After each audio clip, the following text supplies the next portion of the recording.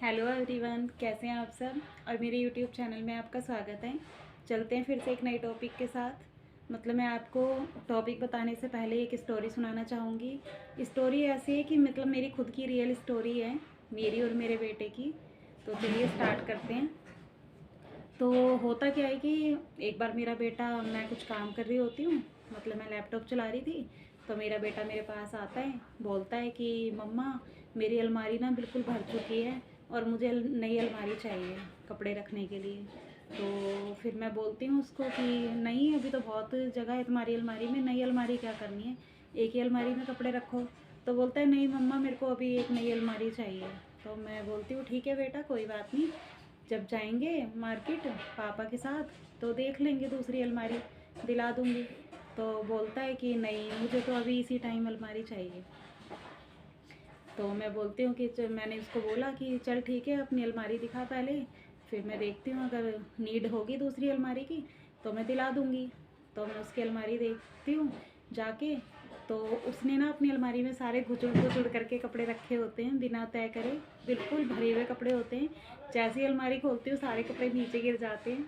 तो फिर मैंने उसको बोला कि हाँ, अलमारी तो तेरी भर चुकी है, तो तू ऐसा कर, जो तू तेरी पार्टी में पहनने की ड्रेसें हैं, जो शादी वगैरह में पहनता है, हैवी ड्रेस है, तो उनको अलग निकाल ले और उनको अच्छे से तय करके अलग शेल्फ में रख दे, अलमारी में ही।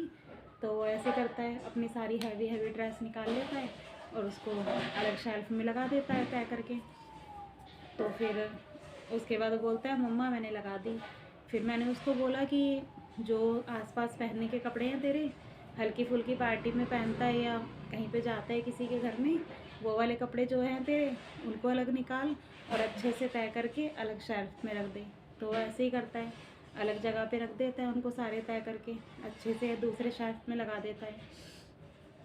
उसके बाद जो नॉर्मल घर में पहनने के कपड़े होते हैं, जो डेली पहनता है, उनको सारे अच्छे से तय करके अलग शेल्फ में लगा देता है।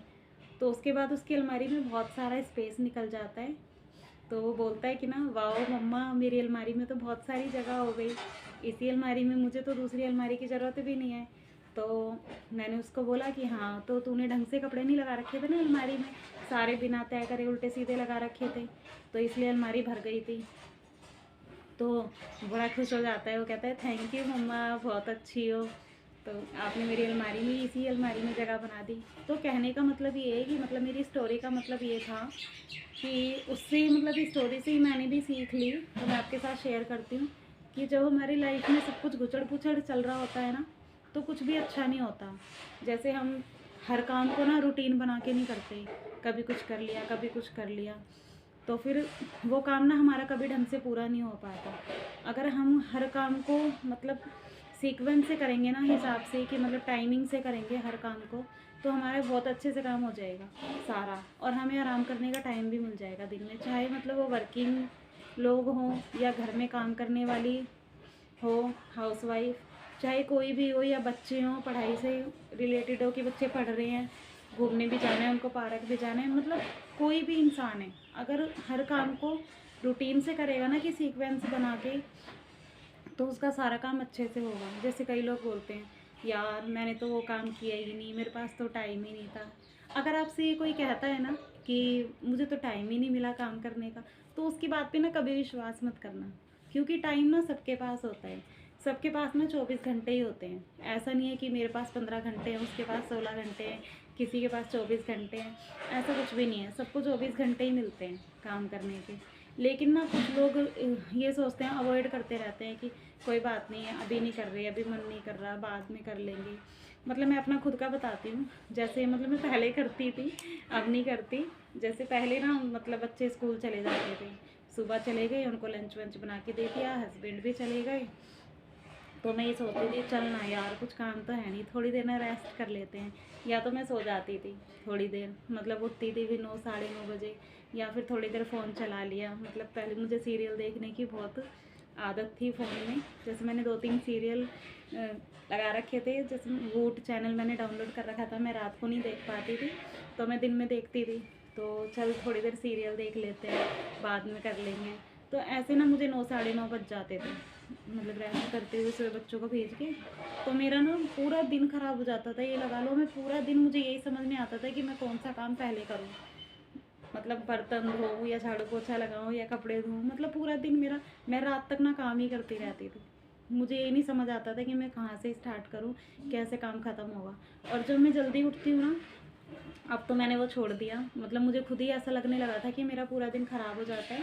तो मैंने मतलब रूटीन से काम करना चालू करा। सुबह बच्चे जाते हैं, मैं जल्दी जल्दी काम करती हूँ, आधा काम बच्चों के आगे ही कर लेती हूँ, बाद में फिर जल्दी जल्दी, मतलब ये लगा लो 10 बजे तक मेरा सारा काम निपट जाता है। उसके बाद मुझे घर में कुछ भी करना है, सिलाई करनी है, कढ़ाई करनी है या कुछ भी करना है, तो मतलब मेरा टाइम निकल जाता है उसके लिए। बच्चों को पढ़ाना है, दिन में लंच बनाना है, सब कुछ मतलब मैनेज हो जाता है। तो कहने का मतलब यही है कि अगर हर काम को हम सीक्वेंस बना के करते हैं ना, टाइमिंग से करते हैं कि इतने बजे हमें ये करना है, इतने बजे ये करना है, तो सारा काम हमारा अच्छे से हो जाता है। तो कई कई लोग ये सोचते हैं, ऑफिस भी जाते हैं, ऑफिस का काम पेंडिंग कर लेते हैं, घर पे आके काम करते हैं, कितना मतलब अपने दिमाग को बिल्कुल भी रिलैक्स नहीं करते, देर देर रात तक फ़ोन चलाते रहते हैं। कुछ लोग जेंट्स भी होते हैं, ऑफिस से आते हैं, रेस्ट नहीं करते, रात को 12-12 1-1 बजे तक फ़ोन चलाते हैं, फिर सुबह उठने का मन नहीं करता। और सबसे पहले ना हमें अपने मतलब डेली रूटीन में, जैसे हम अपना हिसाब बनाएंगे कि हमें पूरा सारे काम सीक्वेंस से करने हैं, उससे पहले ना हमें सबसे पहले अपनी नींद पूरी करनी बहुत ज़रूरी है। मतलब मेरा मानना ये है कि जैसे बच्चे होते हैं उनके लिए 9 घंटे की नींद बहुत ज़रूरी है, और हम जैसे बड़े हैं, लेडीज़ हो चाहे जेंट्स हो, 8 घंटे की नींद बहुत ज़रूरी होती है हमारे लिए। ऐसा नहीं है कि हम 8 घंटे लगातार ही सो रहे हैं, कि रात को पूरा 8 घंटे ही सो रहे हैं। अगर हमें टाइम नहीं मिल पाया, हम लेट सोए हैं, 6 घंटे सोए हैं, तो हमें 2 घंटे दिन में नींद पूरी करनी चाहिए। लेकिन हमारी नींद पूरी करना हमारे लिए बहुत ज़रूरी है। आपने देखा होगा कि कई बार हम रात को शादी में जाते हैं या मतलब कहीं फ़ंक्शन में चले जाते हैं या देर रात तक फ़ोन चलाते हैं, तो सुबह ना हमारा मतलब आलस सा आता रहता है, शरीर में कुछ काम करने का मन ही नहीं करता।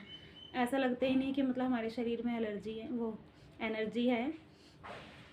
तो मैं आपसे यही कहना चाहती हूँ कि सबसे पहले अपनी नींद को पूरा रखिए, बच्चों को भी टाइम से सुलाइए, और फिर सुबह 8 घंटे की नींद पूरी करेंगे तो और 16 घंटे हमारे पास हैं कि हम अच्छे से काम कर सकें। अगर हमारे शरीर में एनर्जी होगी, हमारी नींद पूरी होगी, तो हमें 16 घंटे काम करने में कोई भी प्रॉब्लम नहीं है। और हर काम को सीक्वेंस से करिए, अपना टाइम रूटीन बना के करिए, आलकस मत करिए। किसी भी काम को कल पे मत छोड़ें, बाद में कर लेंगे, कल कर लेंगे, तो वो कल ना कभी नहीं आता। थोड़ी देर में कर लेंगे, वो थोड़ी देर कभी नहीं आती। टाइम ना हमारा बर्बाद ही हो जाता है, और फिर हमें ऐसा पूरा दिन लगता है कि यार हमने टाइम से काम नहीं करा, हमारा पूरा दिन ख़राब हो गया।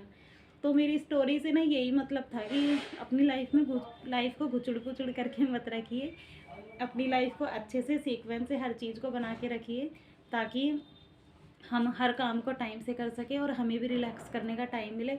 क्योंकि ना ऐसा नहीं है कि हमारा शरीर कोई मतलब प्लास्टिक का बना हुआ है कि हम उससे काम लेते रहेंगे और रिलैक्स नहीं करेंगे तो हमारा शरीर थकेगा नहीं। अगर हम नींद पूरी नहीं करेंगे या अपने आप को टाइम नहीं देंगे, तो हमारा शरीर भी रिलैक्स नहीं हो पाएगा और हमें आलस आता रहेगा। तो फ्रेंड्स, कैसी लगी आपको मेरी ये वीडियो, मुझे कमेंट करके बताइए। अच्छी लगी तो मेरे चैनल को लाइक कीजिए, सब्सक्राइब कीजिए। मिलते हैं फिर नेक्स्ट वीडियो के साथ, तब तक के लिए जय जिनेंद्र।